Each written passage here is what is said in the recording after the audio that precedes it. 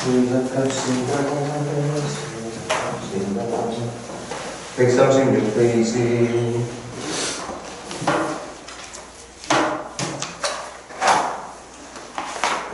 페이지도 누굴까? 50번부터 한번 해볼게.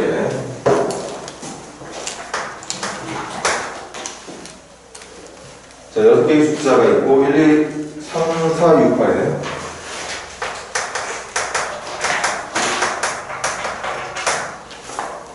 전부 다 사용해서 일렬로 배열할 때, 그럼 일렬로 배열하려면 6자리 자연수를 만든다고 생각을 해도 좋을 것 같네, 그치? 홀수가 반드시 앞에서부터 홀수 번째,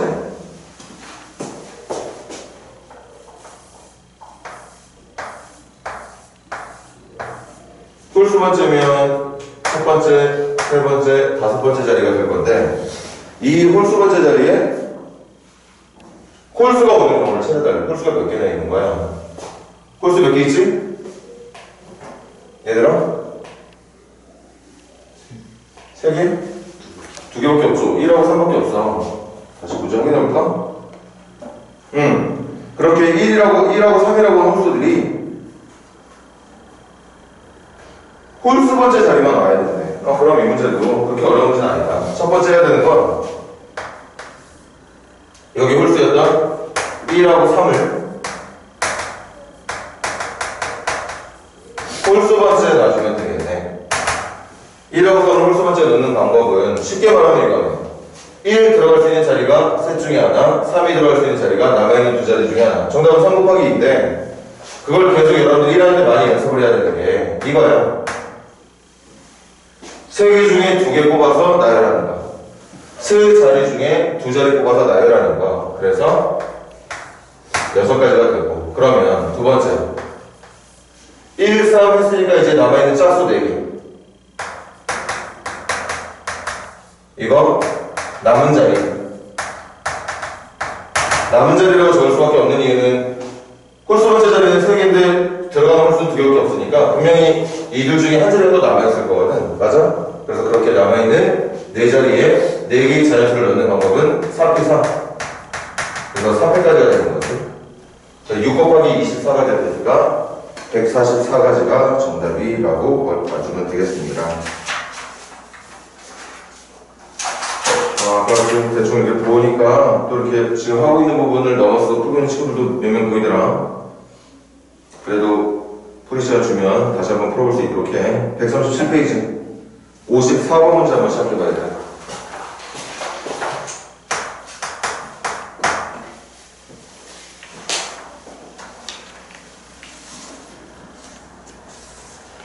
네, 박수현에서 안 올 줄 알았네.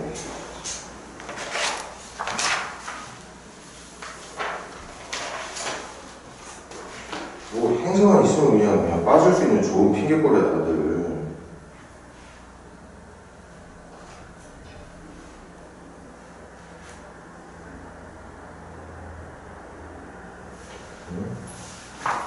수학여행 어제 다른 거랑 오늘 못 오는 거랑 무슨 연관이 있다.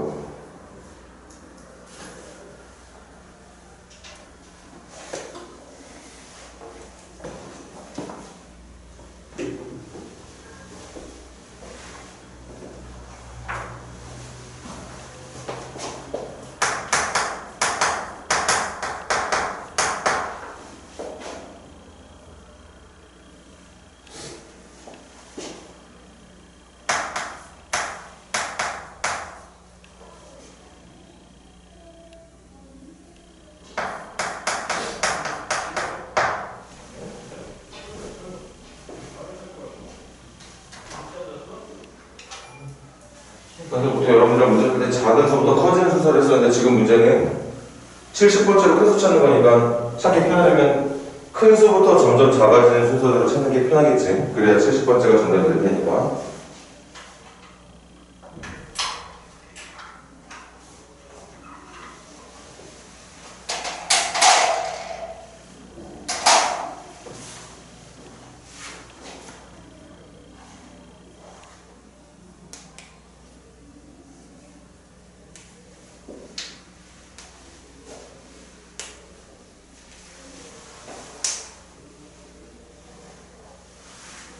자, 여기로 봅시다. 일단 70번째로 가는 건 상당히 뒤쪽에 있는 수이기 때문에 먼저 큼직큼직하게 넘어가는 게 필요하지. 자리가 5자리면 만의 자리수인가?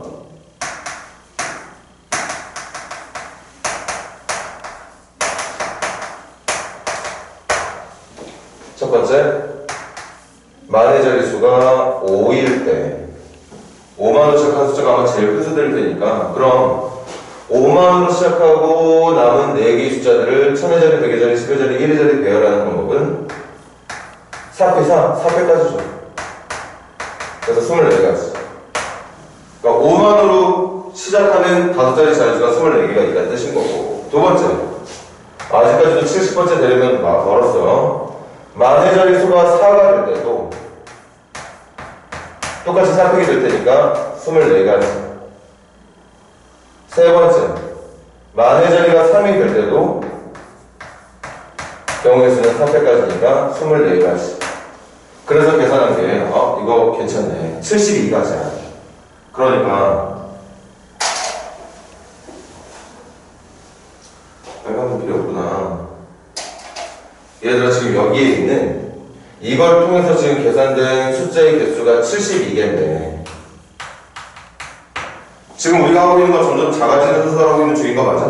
그럼 이렇게 24개, 24개, 24개에서 여기 마지막에 적힌 숫자가 72번째 숫자가 되는 건데, 그 72번째 숫자는 3만으로 시작한 수 중에 제일 어떤 수? 72번째 숫자는 3만으로 시작한 수 중에 제일 어떤 수였을까? 큰 수?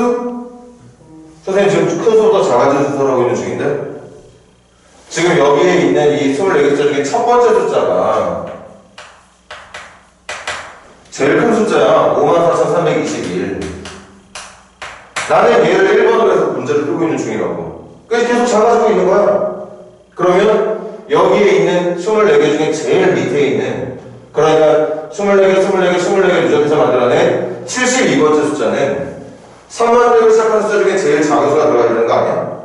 그 제일 작은 수가 누굴까?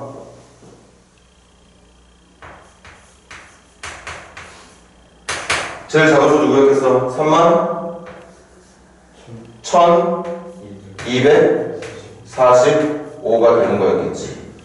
맞아? 선생님은 원래 여기 48번째까지만 하고 그 다음에 48번째에서 35,000, 34,000 이렇게 나눠서 할 생각이었거든. 그런데 문제가 원하는 70번째하고 3만 대에서 끝나는 제일 마지막 숫자 72번째 너무 비슷해서 이거 가지고 정답을 찾으려고. 그럼 내가 찾는 70번째 숫자는 얘보다 두 칸 더 위에 있는 녀석이겠지. 얘보다 하나 큰 수, 얘보다 하나 더 큰 수가 정답이 될 거란 말이야. 그럼 거꾸로 가자고. 이것 중에 제일 작은 숫자가 31,245면 그것보다 조금 더 큰 71번째 숫자는 얘보다 이 다음 큰 게 누구냐? 31,254가 되겠죠. 그리고 문제가 원했던 정답 70번째 숫자는 이거보다 더 크면 되는 거니까 31,000까지 가고 여기에 2가 5 들어오는 대신 이제 4가 들어오면 되겠지. 425라고 말을 해주면 되겠다. 그래서 정답이 31,425가 되는 거겠죠. 정답이 1번이었나 보다. 간단하게 풀게 해놓고 그 다음 유형 문제 풀 건데, 얘들아 그 다음 유형은 이웃하냐 이웃하지 않느냐 말을 할게. 여러분들한테 앞으로 줄 세우는 문제 중에 이웃해야 되는 문제는 반드시 먼저 이웃하는 애들은 제일 먼저 세워놓고 묶어놓는 거야. 한 명으로. 이웃하지 말아야 되는 애들은 남은 애들 줄 세운 다음에 그 이미 서 있는 애들 사이사이에다 넣는. 그러니까 이웃하는 애들은 제일 먼저, 이웃하지 말아야 하는 애들은 가장 마지막에 줄을 세워야 되는 게 기본적인 문제 풀이 방법이 됩니다. 그거 이용해서 60번 문제 한번 또 시작을 해보세요.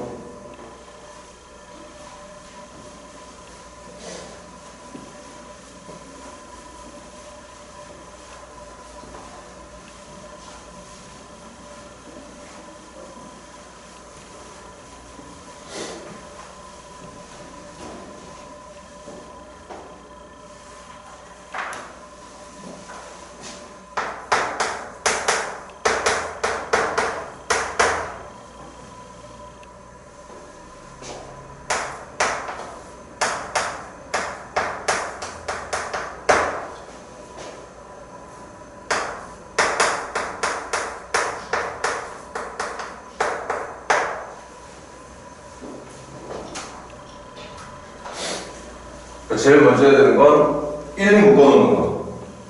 제일 마지막에 해야 되는 건 3, 4 떨어뜨려 놓는 거야. 이웃은, 그러니까 어떤 문제들에 따라서는 꼭 이 순서를 지킬 필요가 없는 문제들도 있겠지만,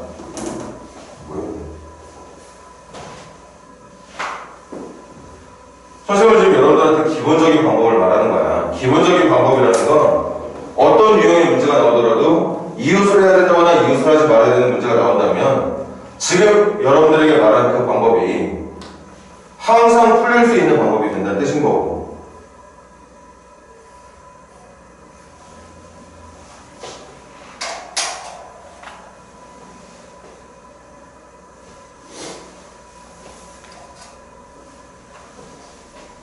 자, 시작해볼게. 첫 번째. 1, 2부터 배열할 겁니다. 1, 2부터 나열을 할 거야. 그럼 1, 2 나열하는 방법은 뭐, 1, 2 아니면 2, 1이니까 두 가지밖에 없는 거지.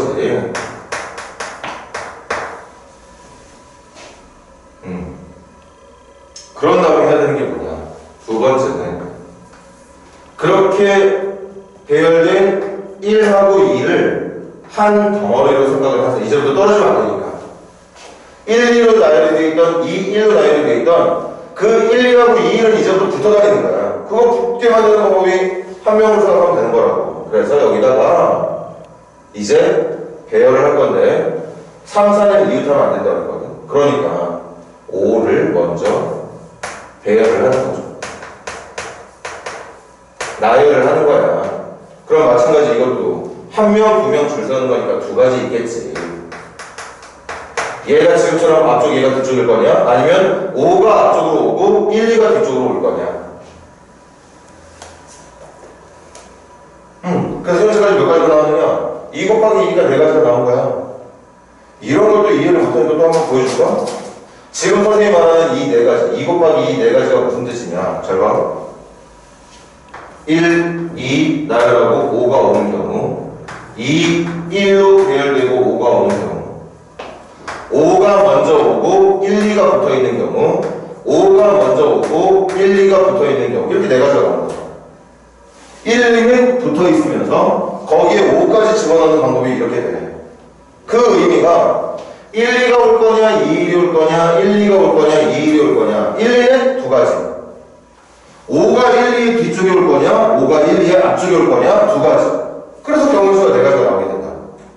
그럼 지금 현재까지는 이거는 지금 경우가 만들어진 거 어떤 경우인지 모르겠는데 얘네들 중에 분명히 한 가지가 만들어져 있는 상태라고. 그럼 이제 마지막 세 번째가 뭐냐.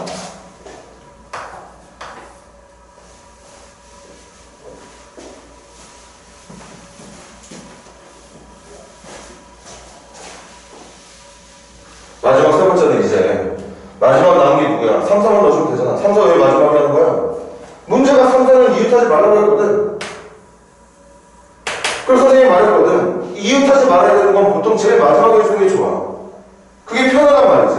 그래서 어떻게 할 거야? 지금부터 1, 2와 5가 배열되어 있는 그 사이에 이 비어있는 공간들 각각의 자리에다가 3하고 4를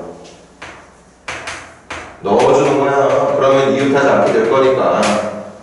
3, 4 넣는 방법도 쉽게 생각하면 이거야. 3 어디 들어갈까? 셋 중에 하나. 4 어디 들어갈까? 남은 2개 중에 하나. 그런데 그게 순열로도 표현이 되잖아.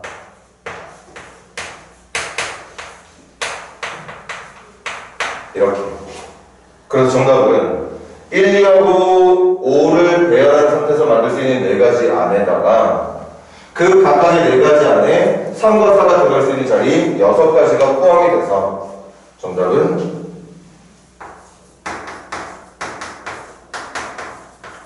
24가지가 된다는 걸 알 수 있게 된다는 것이.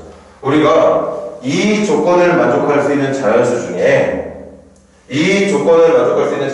5자리 자연수를 만들 때 쓸 수 있는 게 24가지 자연수가 된다는 거지. 원래대로 하면 얘들아 이거 그냥 아무 조건 없이 5자리 자연수 만들려면 정답이 5패까지 안 해? 만의 자리 5가지, 천의 자리 4가지, 100의 자리 3가지, 10의 자리 2가지, 1의 자리 1가지, 순열로 표현하면 5p 5가지, 그냥 계속으로 표현하면 5패까지, 5의 계승까지, 120까지가 정답이야. 그런데 그런 것들 중에 1, 2는 붙어 있어야 돼요. 3, 4는 떨어져 있어야 돼요. 그렇게 하나씩 순서대로 챙길 걸 챙기다 보면 그 120개의 5자리 자연수 중에 실제 이 내용을 만족하는 자연수는 24개밖에 없다는 얘기인 거죠. 마감도 24개 다 적어주고 싶네. 한번 몇 개만 적어볼까? 제일 작은 숫자 한번 찾아볼게요. 제일 작은 숫자는 12,000 3, 4 떨어져 있어야 되는 거지. 그럼 354. 아마 얘들아 지금 찾아낸 24개의 자연수 중에 제일 작은 게 12,354일 거야. 1, 2 붙어 있고 3, 4는 떨어져 있는 거. 그 다음 이것 중에 두 번째 자연수가 아마 이거겠지? 12,453. 1, 2는 붙어 있고 3, 4는 떨어져 있는 거. 그 다음은 뭐 나올까? 그 다음은 요게네. 21,354. 21,453. 뭐 이런 식으로 나가는 거 아니겠어요? 그렇게 1, 2는 붙어 있으면서 3과 4를 떨어뜨릴 수 있는 수가 24가지밖에 안 된다는 거지. 24가지밖에 라는 말보다는 어쨌든 이 문제에서 여러분들이 꼭 기억해야 되는 이웃을 할 때와 이웃을 하지 말 때의 어떤 유형의 문제들이 여러분들에게 풀고자 하는 순서를 알려주고 있다고 좀 기억해 주라고. 이웃은 제일 먼저, 이웃하지 말아야 될 때는 가장 마지막에. 그것만 지켜서 연습하다 보면 되지 않을까. 이미 됐어야 되는 상태가 되기도 하고 사실은. 자, 뒤에 연습 문제는 조금 더 많이 풀어보자. 짝수 번째 위주로 한번 풀어볼게. 138페이지부터 시작해서 2, 4, 6 먼저 시작해보세요. 2, 4, 6.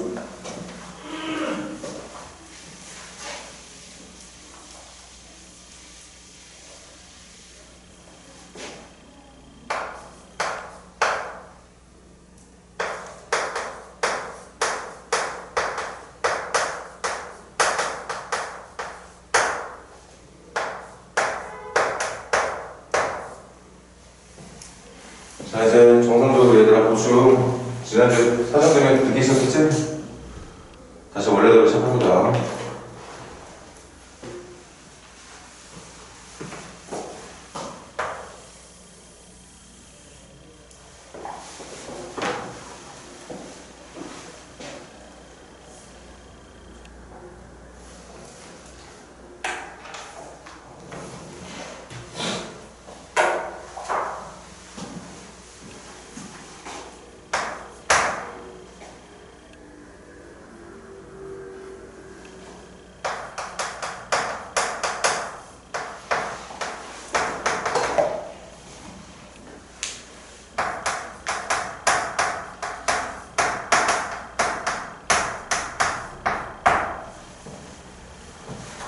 자, 상황 문제 끝나버리자. 그 눈에 차가 4 이상 되는 거, 이거 뭐야, 이거? 순열이야? 초합이야? 뭔 소리? 아무것도 아니거든. 직접 찾아야 되는 거야. 응?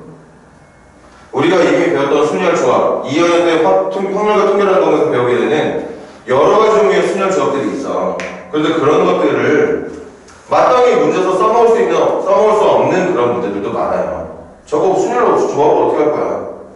그래서 말했듯이 경우의 수는 결국 뭐라는 거? 문제가 원하는 상황을 만족할 수 있는 가지수를 찾는 거기 때문에 하나씩 일일이 찾을 생각도 해야 된다는 거죠. 지금처럼. 그래서 두 눈의 차가 4인 거 대신 기준은 잡자.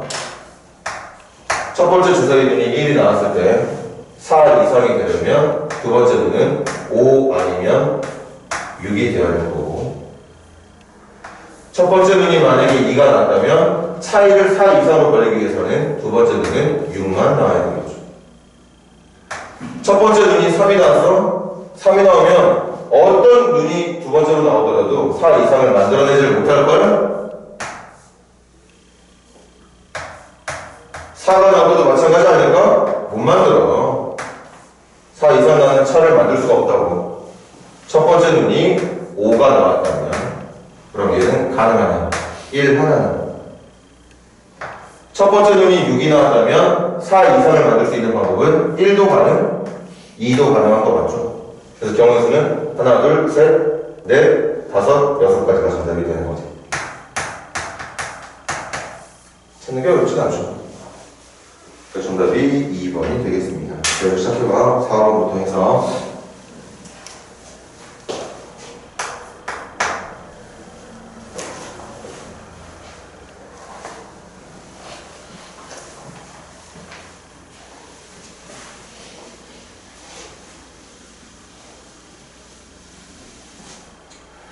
사고는 뭐가 이렇게 공간이 꼬였냐 이거.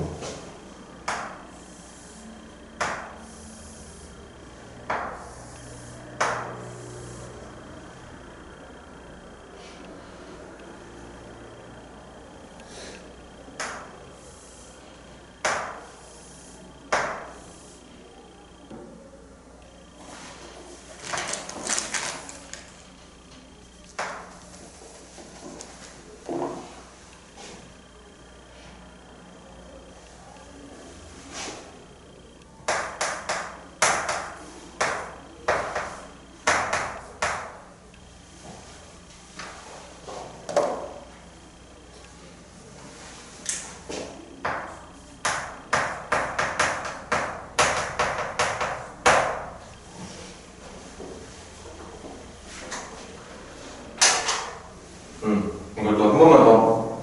반드시 색칠하기 문제를 풀 때는 여러분들 초반에는 정상적으로 칠하다가 항상 마지막 즈음에서 뭔가 이상한 상황이 만들어질 수도 있다는 의심을 반드시 해야 됩니다. 그냥 정식줄 놓고 그냥 다섯 가지, 네 가지, 세 가지, 두 가지, 한 가지 그렇게 하는 거 아니야.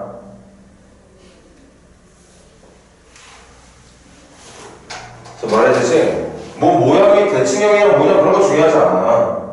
여러분들이 경우의 수를 찾기 위해서 색을 칠하기 위해서 선택할 수 있는 색의 종류들을 집중해서 선택하다 보면 분명히 마지막에 이런 색이 칠해지면 다음 색이 몇 가지, 저런 색이 칠해지면 다음 색이 몇 가지, 이런 것들을 꼼꼼하게 처음부터 시작했다면 분명히 놓치지 않을 거라고. 그게 더 중요한 거야.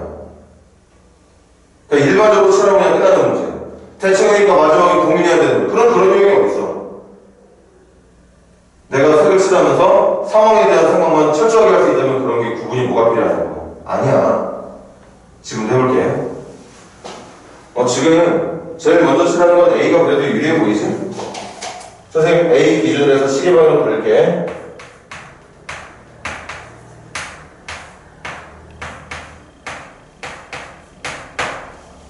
그리고 기억해. 선생님은 분명히 요쯤 칠할 때 어떤 색을 칠함으로 해서 뒤쪽에 칠할 수 있는 상황이 바뀔 수도 있겠다 없겠다를 분명히 고민을 할 겁니다. 그걸 여러분들도 명심하고 하는 거야. 그럼 첫 번째는 당연히 이 정도는 그냥 훅훅 넘어가고 되죠.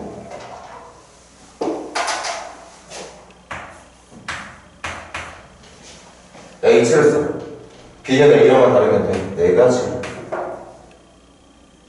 C는 A랑도 다르고 B랑도 달라야 되니까 당연히 세 가지. 여기까지 고민거리가 없네. 맞나요? 그 다음에 D는 몇 가지지? D는 이미 칠해놓은 B하고는 전혀 연관이 없거든. D는 붙어있는 A하고 붙어있는 C하고만 다르면 되는 거니까 A하고 C하고 다른 색. 그런데 얘들아 A하고 C는 같은 색이게 다른 색이게? 다른 색이야. 그러니까 D에 칠할 수 있는 색의 종류는 몇 가지지? 세 가지가 맞습니다. 그럼 E는 누구랑 달라야 돼? E는 누구랑 달라야 되지? A랑 달라야 되지? B랑도 달라야 되지? D하고도 달라야 되는 거 맞아? 여기서 멍청하게 생각하면 E에 칠할 수 있는 몇 가지나 놓겠어? 두 가지나 놓겠지. 그런데 고민을 잘하고 있는 친구들은 이거 두 가지나 안 나. 상황이 여러 가지가 있을 거거든. D가 어떤 색하고? B에 칠해진 색하고 뭐 할 때랑 뭐 할 때? 맞아. 같을 때랑 다를 때. 이게 세 가지인 건 맞는데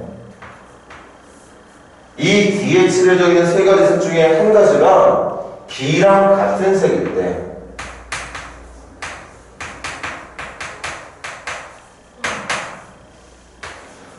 두 가지 색은 B와 다른 색이야. 다시 뒤에 칠할 수 있는 색의 전체 가지수는 세 가지가 맞습니다. 세 가지가 맞아.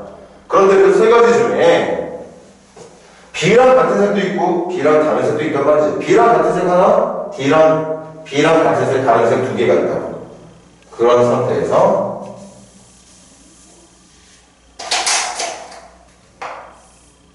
이를 칠하는 거죠. 선생님 말은 그거야. 이거 뭔가 이렇게 대칭관계 있으니까 분명히 마지막에 이상한 독특한 경우가 만들어질 수도 있겠구나 싶다는 생각을 하는 것보다 이렇게 생긴 모양이고 그냥 일반 모양이고 간에 이것들에 대한 생각을 꼭 문제가 이상할 수도 있다는 걸 의심을 하고 문제를 풀어주는 게 선생님은 그렇게 공부를 하거든. 경영에서 여러분들한테 낚이기를 바라는 문제들은 뭐겠어? 생각을 정확하게 하면 틀리지 않을걸? 건성건성 생각해서 풀 수 있는 문제를 놓치게 만드는 것들을 많이 낼 거란 말이죠. 지금처럼. 자, 마무리죠. 그래서 B와 만약에 같은 색이었다. 그럼 E에 칠할 수 있는 색은 A랑도 달라야 되고 B랑도 달라야 해. D하고도 달라야 하지만 B하고 D가 같은 색이다 보니까 실제로 E에 칠할 수 있는 색은 몇 가지가 된다는 거? 몇 가지가 된다는 거지 얘들아? 세 가지가 되는 거야. 그런데 만약 D에 칠해져 있는 색이 B와도 다른 색이었다면 지금 E에 칠할 수 있는 색이 B하고도 A하고도 D하고도 다 달라야 하니까 E에 칠할 수 있는 색이 가지수는 두 가지밖에 남지 않게 되겠죠. 그래서 정답은 앞에까지 공통 5, 4, 20, 20에 3이니까 60까지에다가 여기가 나뉘는 거지. 이런 경우일 땐 1 곱하기 3, 3가지. 이런 경우일 때는 2 곱하기 2, 4가지. 그 정답은 7 곱하기 60, 420까지가 된다는 걸 알 수 있게 된다. 정답이 3번입니다. 혹시 멍청하게 계산했을 때도 오답이 있을까? 한번 해볼까?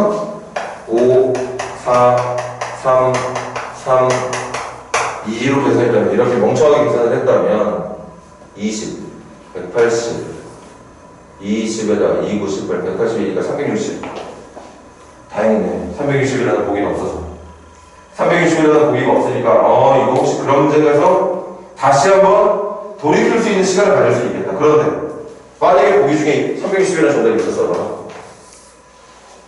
경우에서 문제, 최대 문제가 뭔지 알아? 선생님이 너희들한테는 말을 좀 적게 한 것 같은데 다른 단원에 비해서 경우에서 문제가 제일 갖고 있는 어떤 큰 문제점, 우리한테 힘든 점은 뭐냐면 우리가 찾아낸 정답이 만약에 오답이야. 방정식이나 함수 문제에서도 오답이 나왔어. 그런데 그런 방정식이나 함수보다 이 경우에서 문제가 오답인 걸 눈치채는 게 엄청 힘듭니다. 자기가 정답을 찾았다고 믿게 된단 말이지. 그러니까 검산이라는 것 자체를 불가능하게 만들 수도 있어. 그러니까 처음에 계산할 때 정확하게 계산할 수 있도록 준비를 해야 된다고. 선생님 예상이 틀리지 않다면 이번 여러분들 기말고사에서의 어떤 등급을 판가름할 수 있는 단어는 유리함수, 무리함수가 아닐 거예요. 경우의 수 문제일 거라고. 자, 6번 문제 한번 시작해봐.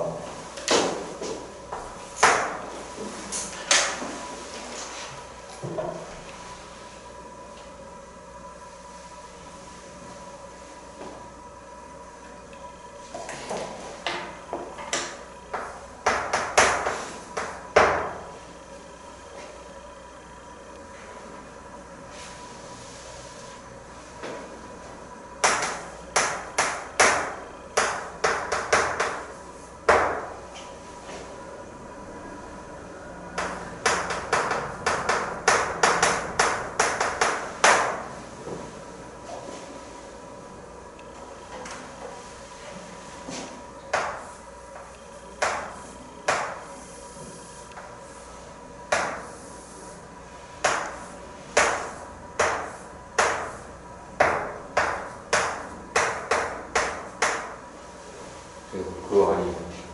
아, 몇 번이었지? 쏘리.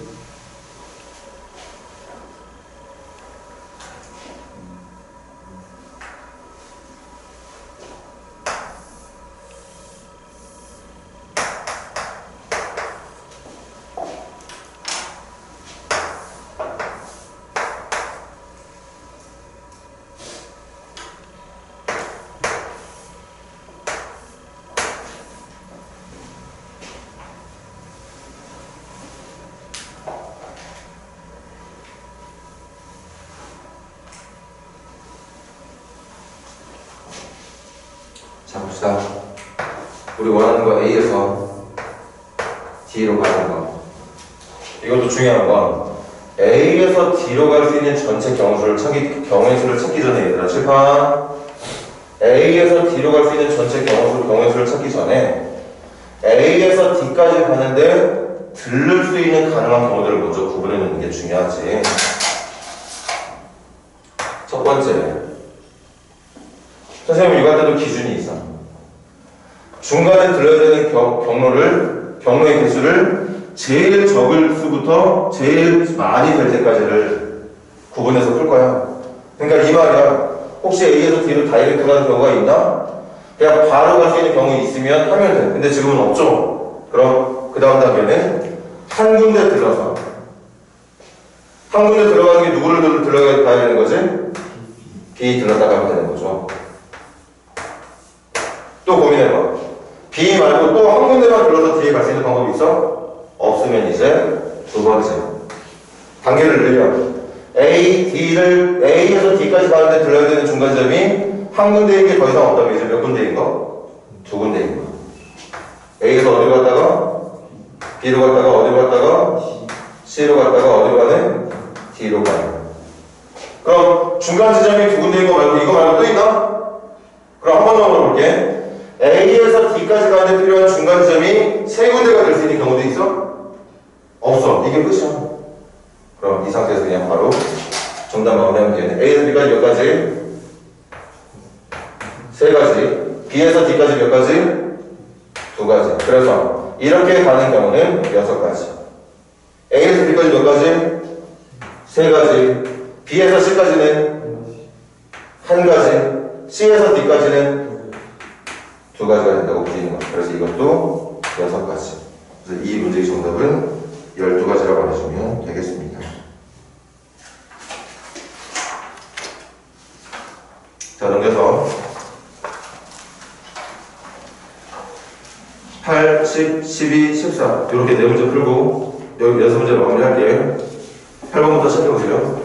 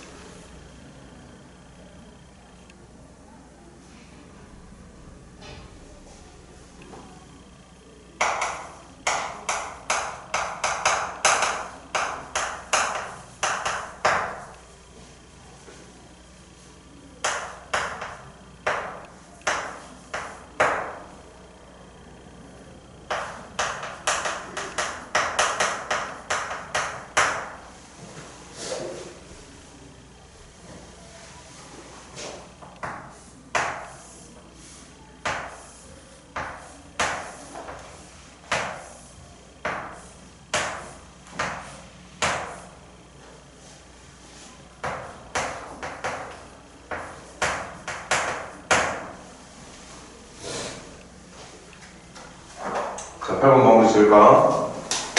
N이라고 하는 문자 별 의미 없지? 그냥 똑같이 순열 계산하는 방법에 맞게 진행해주면 될 것 같아. 이거 n 플러스 1명 중에 2명은 순서대로 나열하는 거니까 경우의 수는 뭐겠어? n 플러스 1 곱하기 n 플러스 1 곱하기 얘들아 얼마? n 더하기 3 곱하기 n 플러스 1명 중에 한 명 뽑아 줄 세는 거 그냥 n 플러스 1가지가 되겠죠. 이렇게 그게 15가 됩니다. 쉽네. 그래서 n제곱 플러스 2n 넘겨주면 마이너스 13가? 선생님 뭐 잘못했니? 3 안 곱했네. 3 안 곱했어. 그럼 3n 더하기 3이 되는 건데 다시 n제곱 더하기 4n에다가 15 넘겨주면 마이너스 12는 0. 인수는 n 플러스 6에 n 마이너스 2가 될 테니까 n은 마이너스 6 또는 2가 될 건데 어차피 내가 찾는 n은 자연수니까 2가 정답이 된다고 볼 수 있겠죠. 이렇게 계산 끝나는 거겠지. 10번 문제 진행해봐.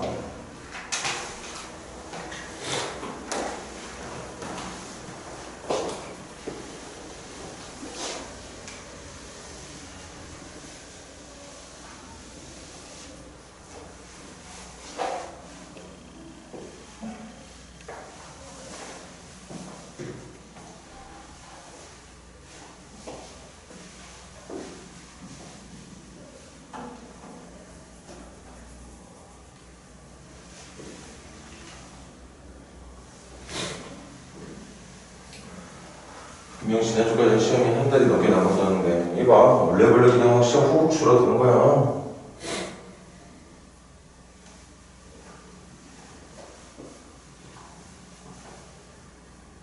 이제 3주하고 며칠 더 남은 건가? 빨리 보는 친구들은 늦게 보는 친구들은 또 뭐 아직도 한 달 넘게 남은 시간이 있겠지만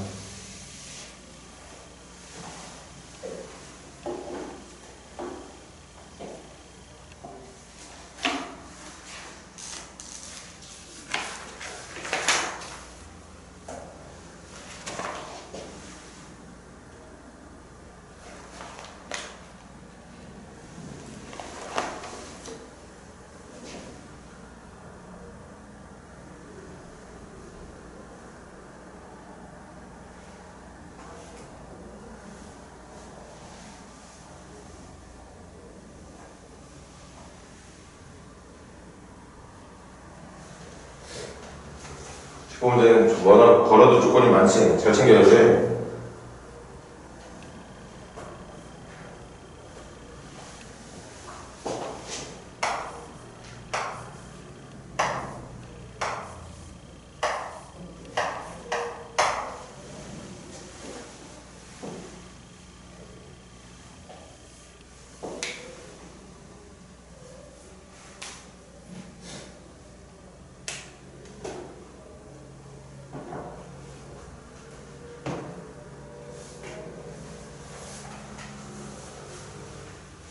자, 해석해볼게. 첫 번째. 선생님은 이렇게 풀고자 해요. 할아버지, 할머니, 아버지, 어머니, 아들, 딸을 각각 A, B, C, D, E, F라고 적겠습니다. 좀 편하게 적으려고. 문제가 원하는 게 뭐였냐면 A, B 같은 열에 있어야 된대. C, D도 같은 열에 있어야 된답니다. 할아버지, 할머니 1열이든 2열이든 같은 열에 아버지, 어머니도 1열이든 2열이든 같은 열에. 그럼 첫 번째로 해야 되는 건 할아버지, 할머니랑 아버지, 어머니를 누구를 1열로 누구를 2열로 놓을지를 결정해야겠지. 얘네들을 어떤 열에 배열할지 결정해야 될 거예요. 결정하는 방법 몇 가지? 할아버지, 할머니랑 아버지, 어머니 열 결정하면 열만 결정하면 돼. 몇 열에 앉을지 몇 가지일까? 이거 대답해줘야 된다. 할아버지, 할머니 어떻게 앉힌다 그게 아니고 아버지, 어머니 어떻게 앉힌다 아니야. 할아버지, 할머니랑 아버지, 어머니를 어떤 열에 앉힐 거냐만 결정하면 된다고. 몇 가지야? 두 가지죠. 아, 왜 두 가지야? 할아버지, 할머니가 1열에 앉아. 그럼 아버지, 어머니 2열에 앉으면 돼. 할아버지랑 할머니가 2열에 앉으면 아버지, 어머니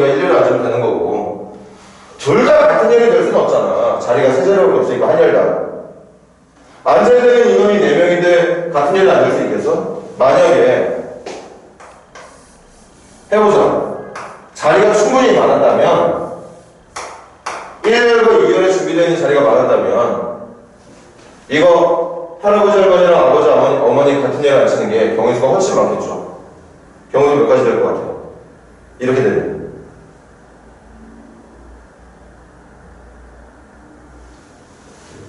몇 가지 나올 경우수. 이렇게 좌석이 배치되어 있을 때 할아버지랑 할머니 같은 열에 아버지 어머니 같은 열에 앉히는 방법은 몇 가지게? 열만 결정하는 방법은 몇 가지일까? 응? 아이고 생각보다 답을 잘 못해 진짜. 그럼 다른 거 해볼게. 할아버지 할머니 1열하고 2열 중에 결정하면 돼. 할아버지 할머니 열 결정하는 거 몇 가지야? 2가지야. 그럼 이제 아버지하고 어머니 열 결정하면 돼. 할아버지하고 할머니가 선택한 열 아버지 어머니 따라갈 수 있어 없어? 따라갈 수 있잖아. 자리가 여기가 있는데 할아버지 할머니가 이렇게 앉아도 아버지 어머니가 옆에 붙여서 앉으면 돼. 그러니까 할아버지 할머니가 열 선택할 수 있는 방법이 2가지인 것처럼 아버지 어머니도 열 선택할 수 있는 방법이 몇 가지? 그럼 4가지가 되는 거 아니겠어? 뭐 할아버지 어머니 아니 할아버지 할머니 아버지 어머니 둘 다 1열에 있는 거 한 가지, 둘 다 2열에 있는 거 한 가지, 할아버지 할머니는 1열에 있는데 아버지 어머니는 2열에 있는 거 한 가지, 할아버지 할머니가 2열에 있고 아버지 어머니가 1열에 있는 거 한 가지. 그 4가지가 있다고. 그런데 지금은 각 열에 주어진 자릿수가 이제 3자리밖에 없기 때문에 할아버지랑 할머니 아버지랑 어머니가 같은 열에 들어갈 수가 없어. 그래서 2가지가 맞아. 됐지? 열은 결정됐다. 여러분들이 지금 뭐 때문에 지금 선생님의 질문에 대답 못하는 줄 알아? 선생님은 지금 여러분들한테 열만 결정하라고 얘기하고 있는데 여러분들 머릿속은 자꾸 열 결정하고 어떻게 앉을지 고민하고 앉아있으니까 대답 못하는 거야. 선생님 생각이 맞는 것 같은데? 아니 누가 앉히래? 열만 결정하라고. 어떤 열이 앉을지만 결정을 해달라는 거지 앉아달라는 게 아니잖아. 그래서 1열이냐 2열이냐 둘 중에 하나 앉으면 되고 아버지 어머니는 할아버지 할머니가 선택했던 열을 뺀 나머지 열에 앉아야 되는 거니까 한 가지. 이게 경우에서는 2 곱하기 1 2가지가 되는 거죠. 그럼 이제 앉힐 거야. 2번째 문제 다 읽었지? 할아버지 할머니랑 아버지 어머니가 열을 결정했으면 그 할아버지 할머니가 이웃해서 앉아야 돼. 자 가볼까? 할아버지 할머니가 이웃한다는 건 붙어한다는 얘기야. 맞지? 여기에 있는 2가지 중에 하나만 예를 들어볼게. 칠판 집중. 할아버지 할머니가 1열을 선택했다고 해보자. 2가지 중에 한 가지였던 할아버지 할머니가 1열, 아버지 어머니가 2열이라고 2열을 해봐. 그럼 할아버지 할머니가 1열에 앉을 건데 붙어 앉아야 된다고. 그럼 일단 붙은 자리 선택해야 되는 거 맞아? 붙은 자리 선택할 수 있는 거 몇 가지게? 2가지야. 할아버지 할머니가 이렇게 앉을 거냐 아니면 이렇게 앉을 거냐.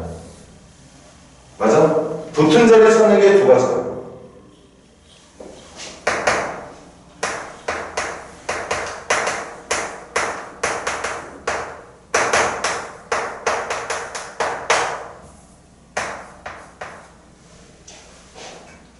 또 대답해봐. 할아버지 할머니 지금 앉았어 안 앉았어? 현재까지는 선생님이 여러분들한테 했던 이 작업까지 했으면 할아버지 할머니 지금 앉아있는 상태야? 앉아있지 않은 상태야? 아직 앉아있지 않아. 어디 앉을지만 지금 찾은 거잖아.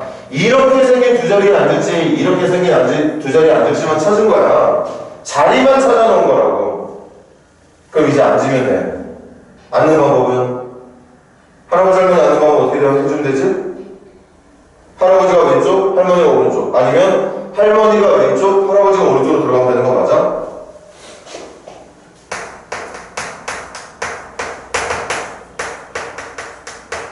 그래서 이 경우를 다 합쳐서 4가지. 아, 선생님 뭐 이렇게 계산하지 하는데 이런 계산이 필요해. 아니 봐. 솔직히 문제만 이해하면 잘 볼래? 이거 할아버지 할머니 앉는 방법이 할아버지, 할머니, 할머니, 할아버지, 할아버지, 할머니, 할머니, 할아버지. 4가지 있네? 아, 찾으면 되겠지. 그렇게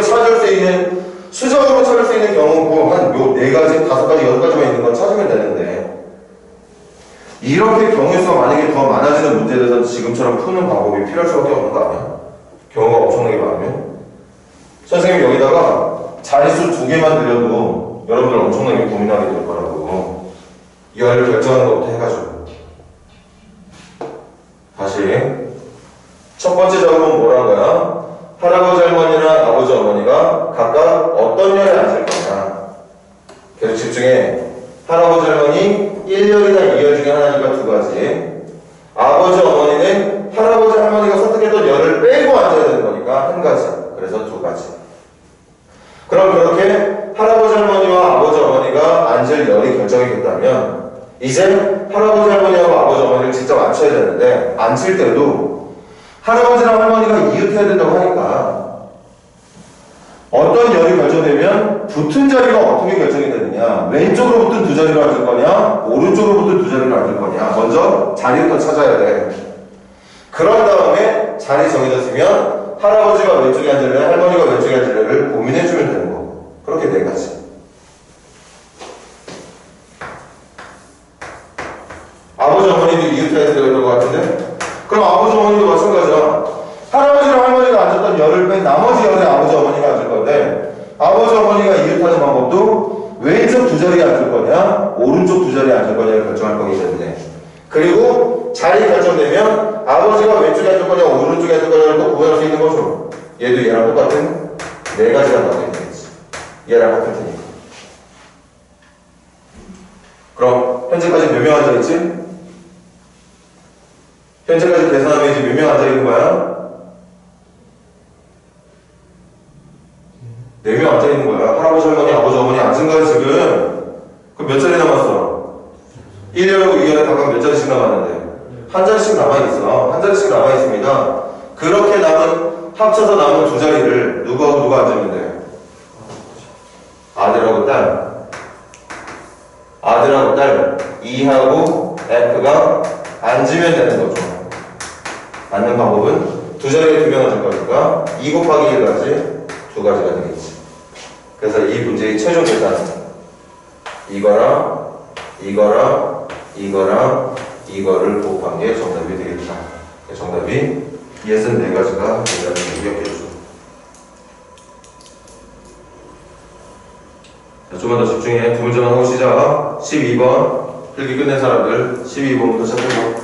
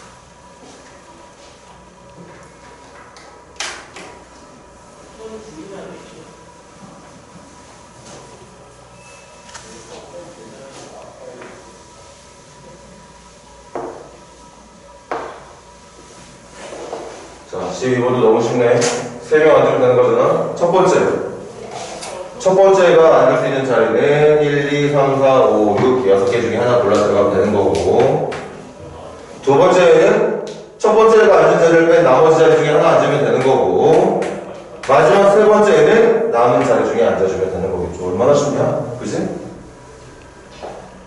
그래서 120까지가 정답이 되게 되네. 뭐야 문제? 14번 시켜보세요.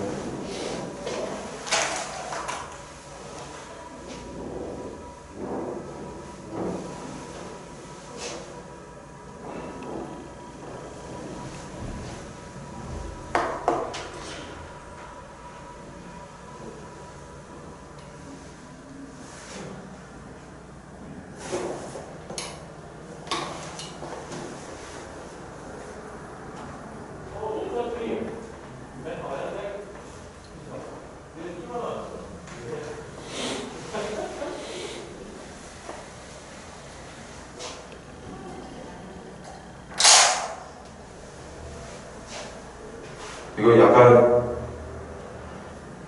요령이 필요한 문제야. 그냥 무턱대고 풀어도 되긴 하겠지만 자, 들어봐.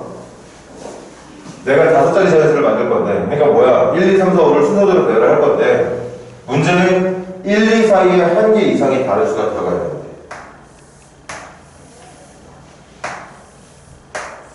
그럼 이걸 정석대로 풀면 얘들아 1, 2 사이에 한 개가 들어갈 때, 2개가 들어갈 때, 3개가 들어갈 때 고민해서 풀어주면 되거든. 그런데 이걸 어떤 식으로 해결할 수 있느냐 생각해봐. 1, 2 사이에 뭐가 들어가야 된다는 얘기지? 맞아? 1, 2 사이에 뭐가 들어가야 된다는 건 1, 2 사이에 아무것도 들어가 있지 않은 걸 빼면 된다는 얘기야. 어디서? 전체에서.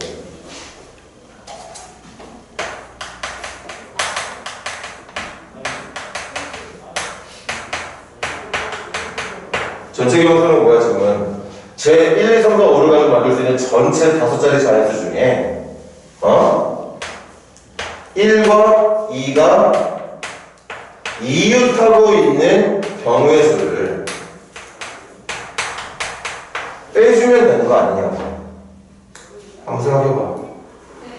내가 뭐 12,345를 만들든 뭐 아니면 14,325를 만들든 아니면 43,215를 만들든 아니면 뭐 45,321을 만들든 아니면 뭐 24,135를 뭐를 만들든지 간에 만들 수 있는 5자리 전체 자연수 중에 문제가 원하는 건 1, 2 사이에 한 개의 숫자가 최소 있었으면 좋겠대. 한 개가 있든 2개가 있든 있으면 되겠대.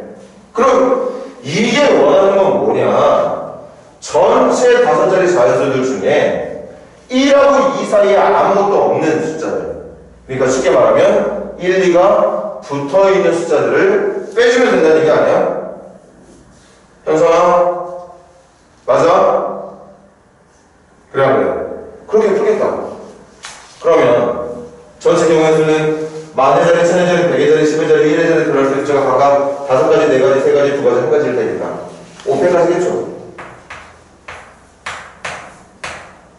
여기서 빼면 돼. 만들 수 있는 5자리 자연수가 120개가 있을 텐데 그 120개 중에 1, 2가 붙어있는 그럼 또 원칙 잘 지켜. 첫 번째 1, 2 먼저 나열해줘야 돼. 1, 2 나열해주는 방법은 2가지입니다. 1, 2 붙어있어야 되니까 이웃하고 제일 먼저 세우라고. 그럼 1, 2 내가 붙었어. 2가지. 그럼 두 번째 이제 뭐 하면 되느냐? 그렇게 먼저 세우는 1, 2를 절대 떨어뜨리지 못하게 붙여놓고 나머지 누구까지? 3, 4, 5까지 나열해주는 다니는 거죠. 나열해주는 거 몇 팩? 몇 팩까지니 이거? 4팩까지라고 말하면 되는 거지? 4개 배열한다고 생각하면 되는 거니까. 그래서 24가지. 그래서 만들 수 있는 숫자는 몇 개? 1, 2가 붙어있는 자연수는 몇 가지? 48가지. 48가지. 그래서 120에서 48을 뺀 72개가 나 지금 뭐 한 건데? 이 72의 의미가 뭐야?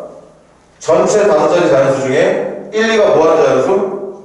붙어있는 자연수를 전체 자연수 중에 1, 2가 붙어있는 자연수를 뺀 거란 말이야. 그럼 1, 2가 붙어있는 거 뺐으면 뭐 남아있겠어? 1, 2가 떨어져 있는 거 남아있겠지. 1, 2가 떨어져 있다는 말은 1과 2 사이에 무조건 숫자가 들어가 있다는 얘기인 거죠. 이렇게 1과 2 사이에 한 개만 들어있는 수던가 1과 2 사이에 두 개가 들어있는 수던가 1과 2 사이에 세 개가 들어있는 숫자던가 이런 숫자들이 다 합쳐져서 72개가 있다는 뜻이 되는 거예요. 좀 쉴까?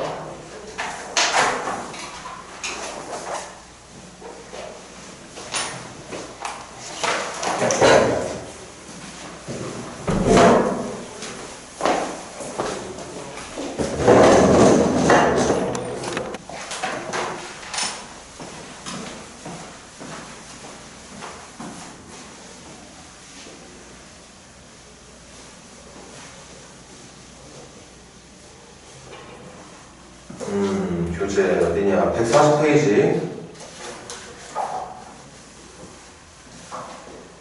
140페이지에서 여러분들이 알아둬야 되는 내용은 몇 개 안 돼. 거기 조합이라고 해서 그 바로 밑에 조합의 수 동그라미 1번부터 5번까지 있죠. 여러분들이 이 1학년 과정에서 사용해야 되는 조합의 어떤 특징은 1번, 2번, 3번까지만이야. 1번, 2번, 3번까지만. 사실 5번 같은 경우도 쓰지도 않아. 그냥 뭐 증명 같은 거 할 때 종종 이렇게 문제 표현이 되지만 우리가 조합 문제를 쓸 때 이걸 쓰진 않습니다. 그리고 동그라미 4번은 항상 나올 때마다 얘기하지만 2학년 때 좀 비중 있게 다뤄지게 돼요. 그래서 부담 갖지 말고 첫 번째 조합을 계산하는 방법 공식으로 생각해야 되지. 1번은 무조건, 그 다음에 2번 이것도 어느 정도 암기가 좀 필요하죠? 말이 좀 안 되잖아. NC 0이라는 게 말이 안 돼. N개 중에 0개를 뽑으라니. 줄 세우는 것도 마찬가지였어. NP 0도 N개 중에 0개를 뽑아서 1열로 나열해라? 말이 안 되는 거거든. 그런데 우리가 계승이라는 걸 통해서 이제 같이 계산을 하다 보니까 이런 것들을 한 가지로 계산을 할 수밖에 없게 되더라는 거죠. 그리고 세 번째, 이것도 많이 사용됩니다. 조합은 N개 중에 얼개를 뽑아내는 방법이 곧 N개 중에 얼개를 뽑고 N-얼개를 남기는 방법과 같다. 내가 뭔가를 뽑아내면 그 뽑아낸 걸 제외한 나머지가 남아있는 방법이랑 같다는 거지. 그러다 보니까 NCR과 NCN-R이 같다는 것도 조합에서 자주 사용이 되게 돼. 자, 그 밑에 분할이라고 하는 내용은 일단 빼겠습니다. 자, 넘겨보세요. 또 한번 끈적끈적 크게 풀어나가 보도록 하자고. 142페이지부터 31번부터 우리 시작해봅시다. 31번 시작해보세요.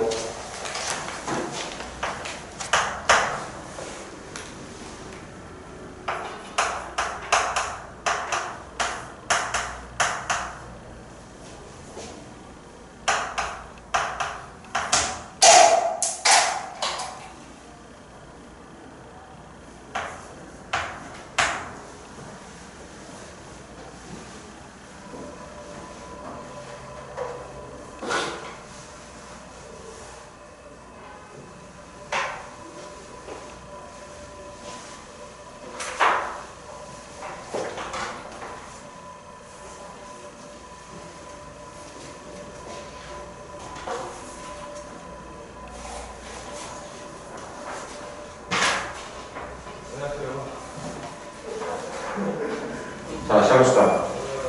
일단 먼저 눈에 들어와야 되는 건 이거 같은데? 이거 조합의 성질에 의하면 한번 적어볼까? 조합의 성질에 의하면 NC 어린 NC N-R이랑 같다. 그럼 지금 여기에 N-R, N이 지금 10이니까 여러분들한테 표현해준 정보는 요거거든 지금. 그럼 이건 NCR이랑 같은 거니까 이건 10CR이랑 같은 거예요. 10C, 10-R이랑 10CR이 같은 거라고. 그럼 봐.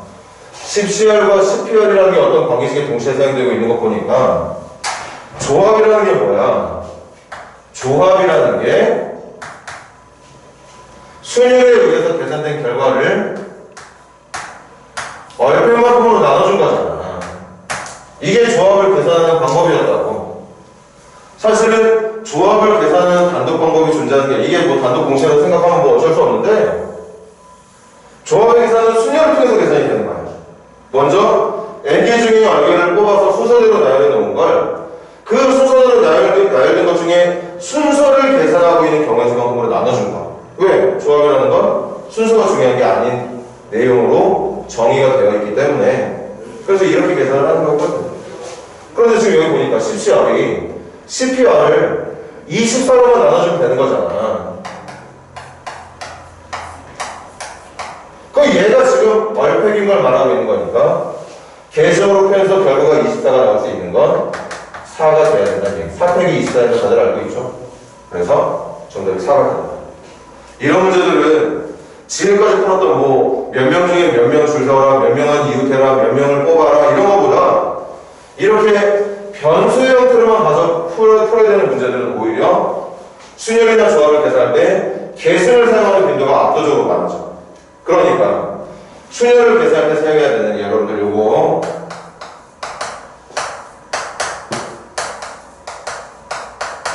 조합을 계산할 때도 이거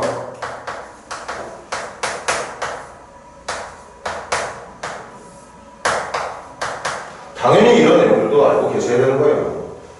그냥 구체적인 인원수가 나와 있고 구체적으로 그 중에 뽑아야 되는 인원수도 나와 있고 뭔가 계속 상수들만 대입해가면서 연산을 해야 되는 문제들은 굳이 이렇게 풀지 않아도 되겠지만 저렇게 어려워하는 미정계수라던가 뭔가 내가 순열을 계산할 때 자꾸 문자가 사용되게 되는 이런 문제들은 여기 보는 것처럼 이러한 방법으로 문제를 풀 가능성이 매우 높아진다. 그러니까 순열이든 조합이든 계승을 이용해서 계산하는 방법도 당연히 알고 있는 게 정상적인 학생들의 어떤 대응 방법이 된다는 거지. 꼭 기억해야 되네.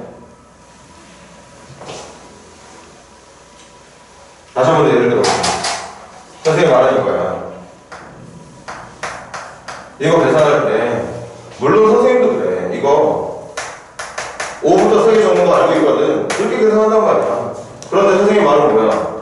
혹시 이들 중에 문자가 사용된다면 여러분들은 이 계산을 5팩을 5-3에 대한 배속으로 나눠서 풀어도 된다는 걸 알고 있어야 된다는 거야. 조합도 마찬가지야.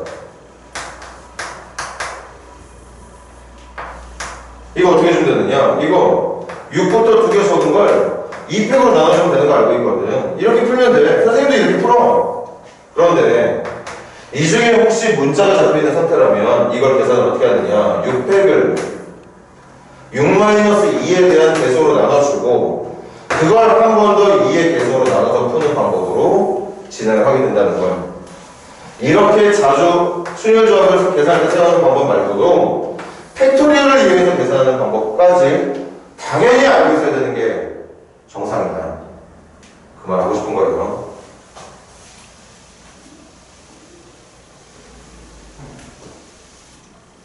네, 그렇게 정리하시고 35번 진행해보자.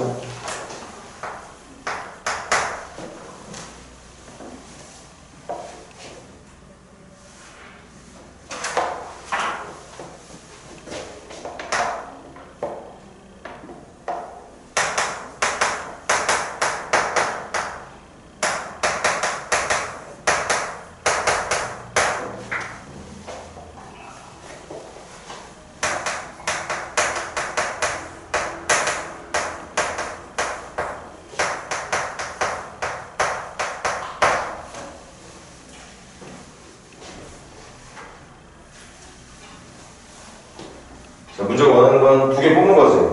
그리고 잘 생각해봐. 내가 뽑는 2개가 누가 먼저 뽑히고 누가 나중에 뽑히는지, 누가 왼쪽에 접히고 누가 오른쪽에 접히는지 그런 게 중요한 게 아닙니다. 그냥 2개 뽑는 게 중요한 거야. 뽑기만 하면 되는 거야. 이런 게 조합이야. 그치?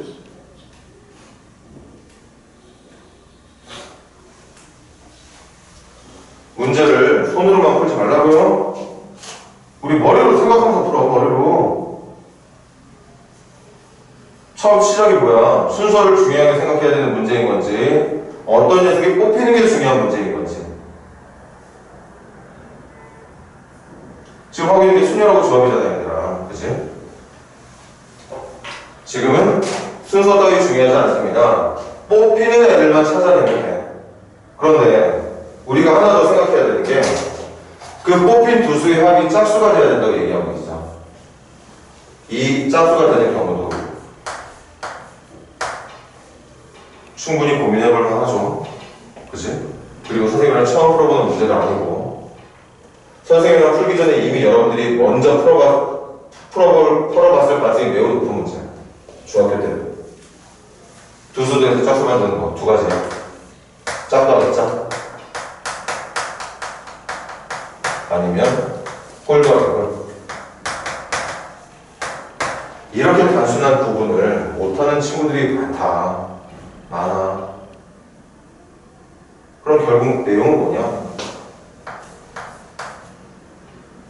내가 뽑을 두 수가 더해져서 짝수가 되려면 이 중에 두 개를 뽑을 때 짝수들만 두 개 뽑히거나 홀수들만 두 개 뽑히면 되는 거야. 그래서 10개 중에 두 개를 뽑는다는 생각을 하는 게 아니라 사실은 5개 중에 두 개가 뽑힌다고 생각하는 거죠. 짝수들만 두 개를 뽑아야 더했을 때 짝수가 되는 거니까. 반대로 1, 3, 5, 7, 9에 해당하는 홀수들 중에서만 두 개가 뽑혀야 그렇게 뽑힌 두 수를 더했을 때 짝수가 만들어지는 거예요. 그래서 정답은 5C. 이것도 계산 너무 많이 해서 알고 있는 거지 이거. 5C의 계산 결과 10이잖아. 그래서 정답 20가지라고 말을 해주면 되는 거겠죠. 이게 우리 반에서도 선생님 생각은 그렇다? 아까 말은 우리 반은 아닌데 다른 학생들이 못하는 것처럼 얘기했지만 우리 반도 마찬가지잖아. 이 문제가 말하고 싶은 이 내용을 이렇게 구분해서 생각하는 친구들 많지 않아. 우리 반도 포함해서. 지금 선생님이 이렇게 풀기 전에 여러분들 교재에서 풀면서 이 고민을 한 친구들이 몇 명 없을 거라고. 그래서 선생님은 말을 했잖아. 이렇게 구분해내는 게 어려운 건 아니거든. 문제를 풀 때 엄청 답답해. 두 수에서 짝수 만드는 거에 대한 생각을 하면 되는데, 생각을 한번 해보고 하면 되는 건데, 생각을 안 한다는 거지. 그냥 두 수의 합이 짝수? 어떻게 해야지? 어떻게만 생각하는 거 아니야. 모르는 거라고. 끝까지.